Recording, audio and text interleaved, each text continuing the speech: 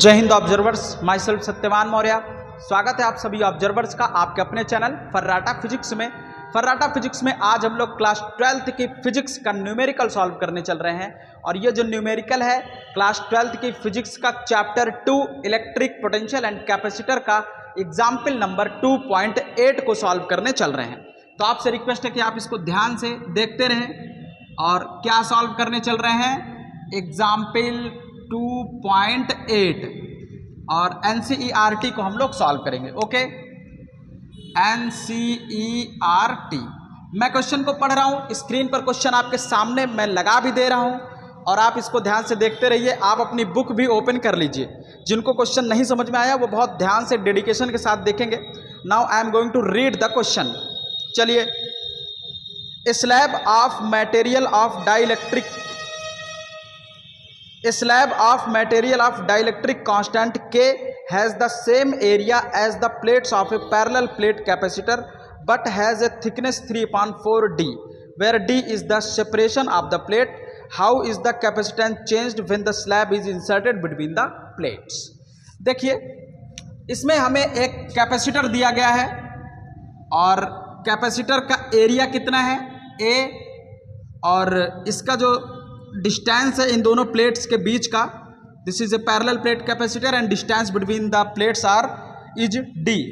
इसके बीच में हम लोग एक 3/4 डिस्टेंस का सेम एरिया का एक स्लैब हम लोग डाल देते हैं जिसका डाइलेक्ट्रिक कांस्टेंट कितना है K और इसका 3/4 D क्या है, डिस्टेंस है, एरिया इसका भी सेम है। अब ये डिस्टेंस कितना बचा, 1/4 D।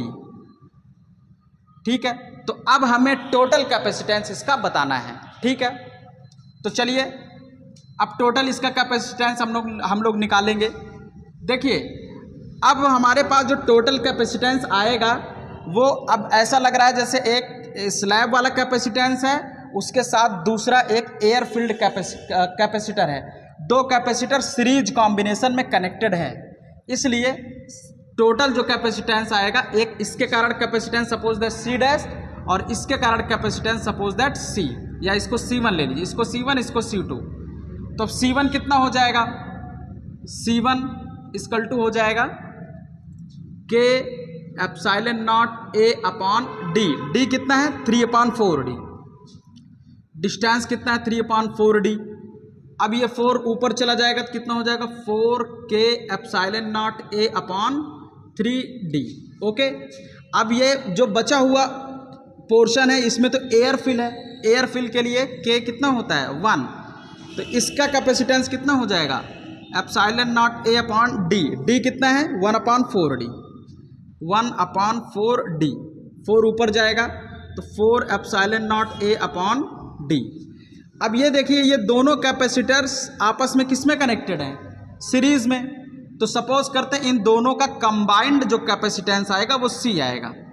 तो सीरीज कॉम्बिनेशन के लिए हमारे पास इक्विवेलेंट कैपेसिटेंस, सीरीज कॉम्बिनेशन जो इक्विवेलेंट कैपेसिटेंस है वो कितना है, C। तो 1/C equal to 1/C1 plus 1/C2।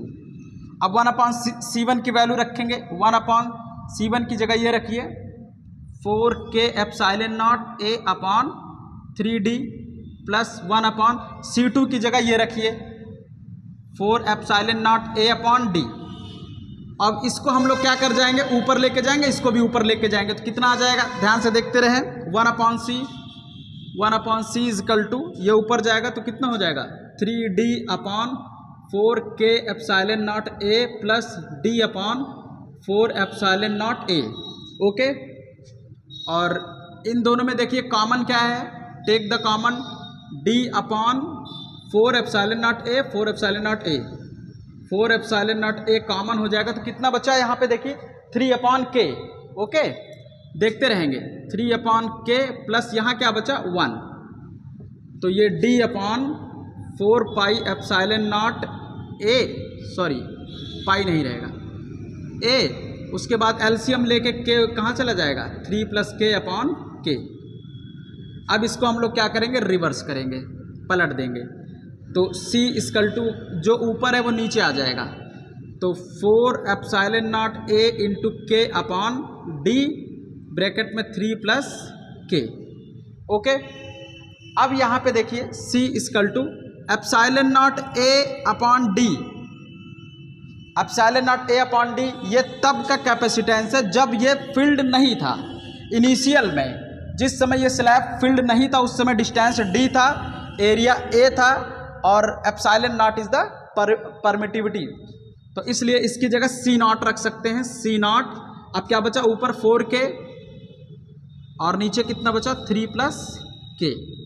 This is the final capacitance, C not is the initial capacitance.